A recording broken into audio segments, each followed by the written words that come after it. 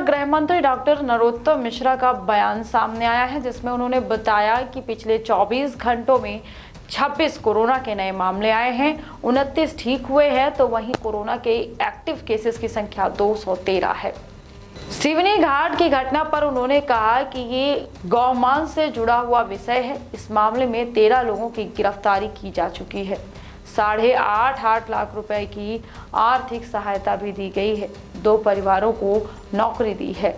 वहीं पूर्व मुख्यमंत्री कमलनाथ सिंह के बारे में उन्होंने कहा कि कमलनाथ से नेता प्रतिपक्ष का पद चला गया है। नकुल नाथ को प्रोजेक्ट कर रहे हैं। कमलनाथ तो कहीं जा नहीं सकते क्योंकि उनकी उम्र हो गई है। कांग्रेस के कवि सम्मेलन पर निशाना साधते हुए उन्होंने कहा कि जब नेता नहीं साध पाते हैं तो ऐसे प्रयोग कांग्रेस करती है।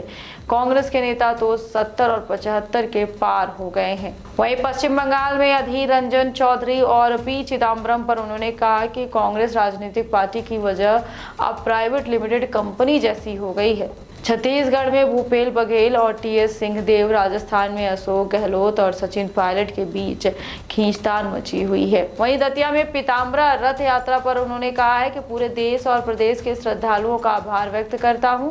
दतिया में परंपरा शुरू की गई है और ये यात्रा निरंतर चलती रहेगी। माई के भक्तों ने आयोजन किया था, ये किसी पार्टी का आयोजन नहीं था। दिग्विजय सिंह पर उन्होंने कहा है कि छाछ तो छाछ, छलनी भी बोले, जिसमें कुछ 76 छेद है। बिजली की बात दिग्विजय सिंह बोल रहे हैं। जिनके समय कभी कभी बिजली आती थी, हमारे समय तो कभी कभी जाती है।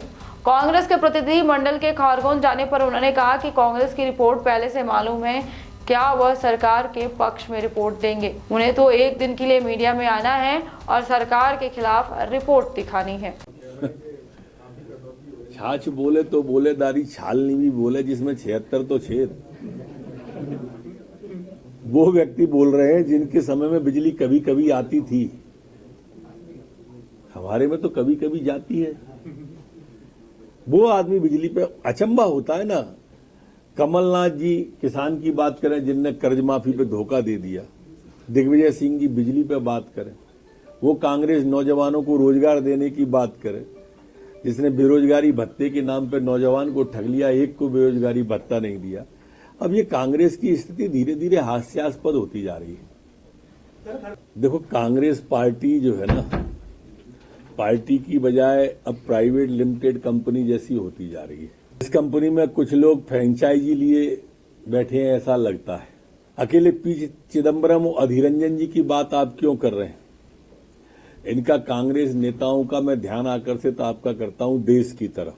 छत्तीसगढ़ भूपेश बघेल और टीएस सिंहदेव, इनमें कोल्ड वार चलता ही रहता है।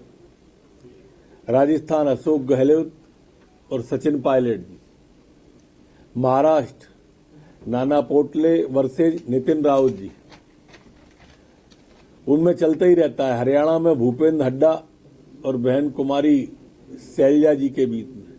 कर्नाटक सिद्धारमैया जी, DK Shiv Kumar ji. Kerala Sudhakaran versus BD Satheesan जी। इसलिए और अचंबा ये, इस घमासान से राहुल बाबा को कोई लेना देना नहीं है। वो अपने शादी ब्याह में आराम से चल रहे हैं। अब ये कांग्रेस पार्टी नहीं चल रही, सीपीएल चल रहा है। वहां पर कांग्रेस प्रीमियम लीग के नाम से सीपीएल चलाया जा रहा है। सर, में बहुत अच्छा आयोजन हुआ।